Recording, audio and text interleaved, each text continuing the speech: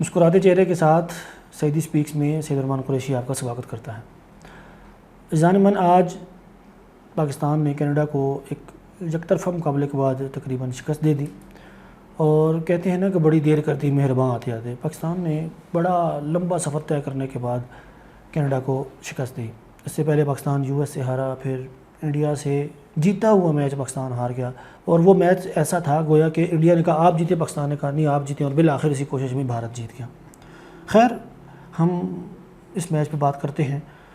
پاکستان کے 2 پوائنٹس کے بعد پاکستان اس ٹورنامنٹ میں زندہ ہو گیا۔ جیسے وہ انڈرٹیکر کی مثال ہے نا کہ وہ ریسلنگ میں آتا تھا تو وہ تابوت سے نکلتا تھا، نکل کے باہر آتا، زندہ ہونے کی وہ ایکٹنگ کرتا، تو پاکستان بھی بالکل سیم اسی طرح دوبارہ سے زندہ ہو گیا۔ لیکن ڈر یہ ہے کہ دوبارہ سے کہیں تابوت میں گر کر بند ہی نہ ہو جائے اور مر ہی نہ جائے۔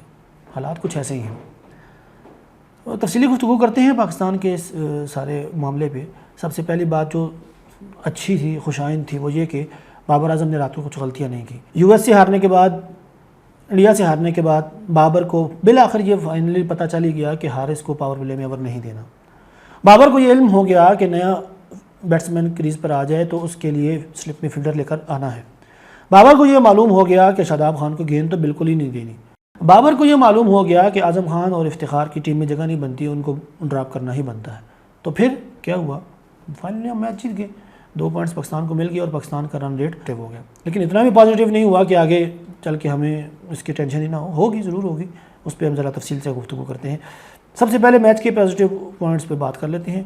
پازیٹیو پوائنٹس یہ ہیں کہ سب سے پہلے بالنگ کی بات کریں، محمد عامر بہت شاندار رہے، خاص کر یو ایس اے کا میچ ہارنے کے بعد وہ جو ان کو کٹ پڑی تھی نا سپر اوور میں، اس سپر اوور نے ان کا کانفیڈنس لوز کر دیا تھا، ہم پاکستانیوں کا کانفیڈنس لوز کر دیا تھا۔ عامر سے ہم ایسی توقع نہیں کر رہے تھے کہ وہ اتنی زیادہ وائڈز کریں گے، اتنے زیادہ رنز کھائیں گے۔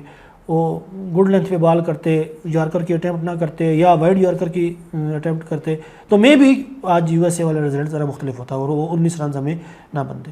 خیر، جو ہونا تھا وہ ہو گیا۔ رات والے میچ میں انہوں نے بہترین کارکردگی کا مظاہرہ کیا اور اسی کا نتیجہ تھا کہ ان کو مین آف دا میچ ایوارڈ بھی دیا گیا۔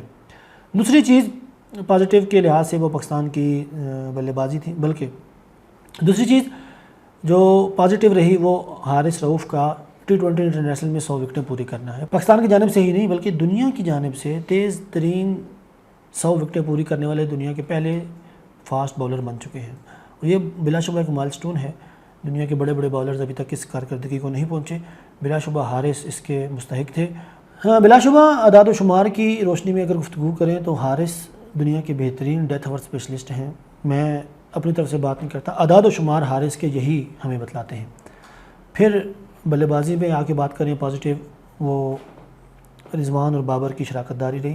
دیکھیں، نیو یارک کی پچ تھی، کوئی پنڈی کی پچ تو تھی نہیں، یا کوئی ایشیائی ممالک کی پچ تو تھی نہیں، یا انڈیا کی کوئی پچ تو نہیں تھی جہاں IPL پہ 6 اوور میں 150 رن بن رہے ہیں۔ بھائی یہ نیو یارک کی پچ ہے، اس پہ پہلے بہت ساری تنقید ہو چکی ہے۔ آپ وہاں ساؤتھ افریقہ بنگلہ دیش کا میچ دیکھ چکے ہیں، پاکستان انڈیا کا میچ دیکھ چکے ہیں، انڈیا آئرلینڈ کا میچ دیکھ چکے ہیں۔ سلو میچز ہیں، سلو پچز ہیں، پچ تو پچ، ارے بھائی وہاں کی آؤٹ فیلڈ ہی اتنی عجیب سی ہے۔ انڈیا والے میچ پہ تو آپ کہہ سکتے ہیں کہ بھائی بارش تھی، اس وجہ سے آؤٹ فیلڈ ذرا سلو تھی۔ بھائی رات کو تو بارش نہیں تھی نا، اس کے باوجود گیند باؤنڈری تک نہیں پہنچ رہی تھی، تو وہاں اس پچ پر ایسی ہی بلے بازی ہونی تھی جیسی رات کو بابر اور رضوان نے کی ہے۔ اس پہ کرٹیسائز، اس پہ تنقید بنتی نہیں ہے، لہٰذا میرے نزدیک بابر اور رضوان کی یہ شراکت داری شاندار تھی اور انہوں نے میچ بنایا۔ بابر کو البتہ میچ فنش کرنا چاہیے تھا، اور وہی غلطی جو انہوں نے انڈیا والے میچ میں کی وہ رات کو انہوں نے پھر کی، کٹ کھیلنے کی کوشش کی۔ ارے بھائی آپ جیسا کوالٹی بلے باز اگر اس طرح کی حرکت کرے، اس طرح کی شاٹ کھیلے اور مسلسل کرے تو اٹس مین کہ آپ کے دماغ میں کچھ اور چل رہا ہے، اس کو ختم ہونا چاہیے۔ نیگیٹو پوائنٹس پہ بات کریں تو سب سے پہلے ہم سائم ایوب پہ سوالیہ نشان کھڑا کریں گے۔ سائم ایوب کو سمجھنا چاہیے کہ ہمارے پاس اگر اوپنر کی لسٹ بنائی جائے تو پورے 11 کھلاڑی بن جائیں گے جو پاکستان کی طرف سے حالیہ کچھ عرصے میں T20 کھیل چکے ہیں یا کھیلنا چاہتے ہیں۔ اگر اس کے باوجود سائم کو مسلسل مواقع دیے گئے ہیں اور بڑے سٹیج بھی اس کو مواقع دیے گئے ہیں تو اس کو اپنی کارکردگی سے، اپنے نام سے، اپنے رول سے انصاف کرنا چاہیے۔ رات کو پھر وہ آؤٹ ہوئے اور بغیر کچھ رنز بنائے 11 گیندوں پہ 6 رنز کافی نہیں ہے، بالکل کافی نہیں۔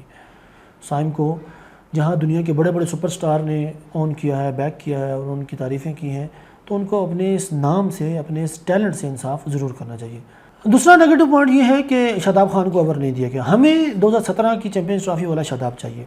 آپ پاکستانی کرکٹ شائقین سے باہر نکل کر تجزیہ کروا لیں، سروے کروا لیں. ہر بندہ شاداب کی بلے بازی نہیں، اس کی گیند بازی کا شائق ہے.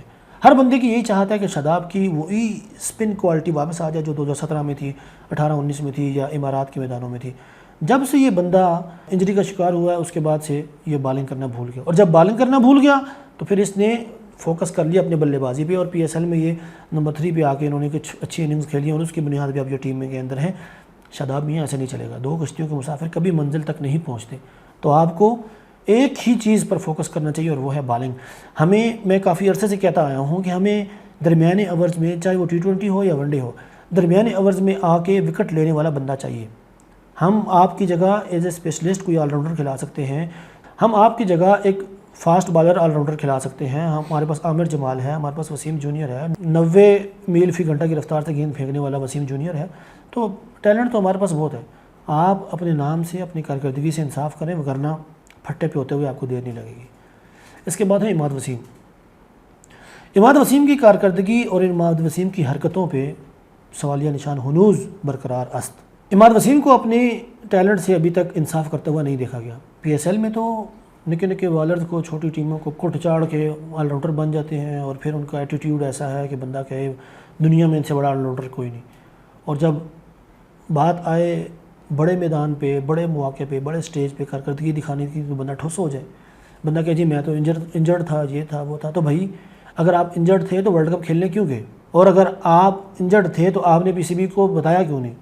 اپنی انجری چھپائی کیوں نہیں؟ ہمارے سابقہ چیف سلیکٹر محمد وسیم کہتے ہیں کہ 5 سال ہو گئے عماد وسیم کو گھٹنے کی انجری اور انہوں نے چھپائی ہوئی ہے. اسی وجہ سے انہوں نے عماد وسیم کو منتخب نہیں کیا تھا. اور ٹی وی پہ بیٹھ کے بھاشن دینا آسان ہے، ٹی وی پہ بیٹھ کے بھانت بھانت کی بولیاں اور تبصرے کرنا آسان ہے، لیکن ان تبصروں کو جسٹیفائی کرنا یہ مشکل ہے، میدان میں کر دکھانا یہ مشکل ہے. تو عماد وسیم کو بتانا چاہیے تھا. اور پھر پی سی بی کی نااہلی دیکھیں کہ آپ اتنے بڑے ٹورنامنٹ میں جا رہے ہیں، آپ نے کسی کھلاڑی کا ریزرو رکھنا مناسب نہیں سمجھا. آپ مہران ممتاز کو ریزرو کے طور پہ لے جاتے. عماد وسیم کو بھی پتا ہوتا میرے سر پہ تلوار لٹک رہی ہے، بھائی اگر میں کارکردگی نہیں دکھاؤں گا یا مجھ سے نہیں ہو سکے گا تو پیچھے لڑکا موجود ہے بینچ پہ، وہ آ جائے گا میری جگہ. لیکن ایسا پی سی بی نے بھی نہیں کیا. تو کل ملا کے بھائیوں بات یہ ہے کہ پاکستان میچ جیت گیا ہے، 2 پوائنٹس پاکستان کو مل گئے ہیں، پاکستان ٹورنامنٹ میں زندہ ہو گیا ہے، اور پاکستان کا رن ریٹ وہ پازیٹیو میں آ گیا ہے. اب صورتحال یہ ہے کہ ہمارا وہ سینیریو واپس زندہ ہو گیا کہ یہ ہو جائے، وہ ہو جائے، فلاں کی بیبی مر جائے، فلاں کے پیٹ میں درد ہو جائے، فلاں کرکٹ ٹیم کی گاڑی اسٹیڈیم آتے ہوئے پنچر ہو جائے، فلاں کو کوئی صبح جگانے کے لیے ٹیم والوں کو کوئی جگائے نہ اور وہ اسٹیڈیم نہ پہنچ سکیں تو پاکستان سپر 8 میں پہنچ جائے گا. تو بھائیوں یہ ہمارا اور کرکٹ کا، ہمارا اور آئی سی سی ٹورنامنٹس کا یہ چولی دامن کا ساتھ ہمیشہ سے ہے، شروع سے ہوتا آیا ہے اور اب بھی ایسا ہی ہوتا ہے. ہر ٹورنامنٹ میں تقریباً ایسا ہوتا ہے. 2021 کے ورلڈ کپ کے علاوہ مجھے نہیں یاد کہ پاکستان کبھی اپنے بل بوتے پہ اس طرح ٹورنامنٹ کے اگلے مرحلے میں پہنچا ہو. تو اب جو سینیریو ہے وہ آپ سامنے اسکرین پہ دیکھ رہے ہوں گے. پاکستان اپنا اگلا میچ جیتے آئرلینڈ کے خلاف اچھے رن ریٹ سے، اور تب تک پاکستان کا اگلا میچ چونکہ 16 کو ہے، تب تک پاکستان کے لیے حالات واضح ہو جائیں گے، چیزیں نکھر کر سامنے آ جائیں گی کہ یو ایس اے انڈیا سے ہار چکا ہے، یو ایس اے آئرلینڈ سے ہار چکا ہے، اور اس کے بعد پاکستان کو آئرلینڈ کے خلاف اگر رن ریٹ کی بھی ضرورت ہوئی تو پاکستان اچھے رن ریٹ سے اس میچ کو جیت کر سپر 8 میں پہنچ سکتا ہے. تو یہ سینیریو آپ اسکرین پہ دیکھ سکتے ہیں. پاکستانی ٹیم ڈیزرو کرتی ہے یا نہیں کرتی یہ ایک علیحدہ بحث ہے. ہم البتہ یہ چاہتے ہیں کہ پاکستانی ٹیم ٹورنامنٹ میں موجود رہے تاکہ ہم پاکستانیوں کی بلکہ دنیا کے ایک بہت بڑے طبقے کی پاکستانی ٹیم کی وجہ سے ٹورنامنٹ کے اندر دلچسپی برقرار ہے، کیونکہ پاکستان ہے تو سب کچھ ہے.